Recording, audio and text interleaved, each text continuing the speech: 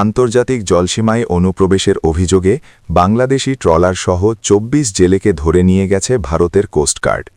জব্দ ট্রলারটির নাম এফবি সাফওয়ান। আটক বাংলাদেশি জেলেদের পশ্চিমবঙ্গের দক্ষিণ ২৪ পরগনার ফ্রেজারগঞ্জ কোস্টাল থানায় হস্তান্তর করা হয়েছে। ফ্রেজারগঞ্জ কোস্টাল থানায় সূত্রে জানা গেছে, গত রোববার ১৮ জানুয়ারি রাতে ভারতীয় উপকূলরক্ষী বাহিনীর একটি জাহাজ আন্তর্জাতিক জলসীমার কাছে টহল দিচ্ছিল। সেই সময় তারা আন্তর্জাতিক জলসীমা লঙ্ঘনের অভিযোগে একটি বাংলাদেশি ফিশিং ট্রলার আটকায়। ট্রলার থেকে আটক করা হয় ২৪ জেলেকে। প্রাথমিক জিজ্ঞাসাবাদে স্বীকার করেছেন তারা সবাই বাংলাদেশের নাগরিক। সোমবার ১৯ জানুয়ারি সকালে ২৪ জেলেসহ আটক ট্রলারটি পশ্চিমবঙ্গের দক্ষিণ ২৪ পরগনার ফ্রেজারগঞ্জে নিয়ে আসা হয়।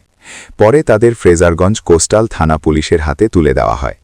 আটক জেলেদের বিরুদ্ধে ভারতীয় জলসীমায় অনুপ্রবেশের অভিযোগ আনা হয়েছে। মঙ্গলবার তাদের কাকদ্বীপ মহকুমা আদালতে তোলা হবে।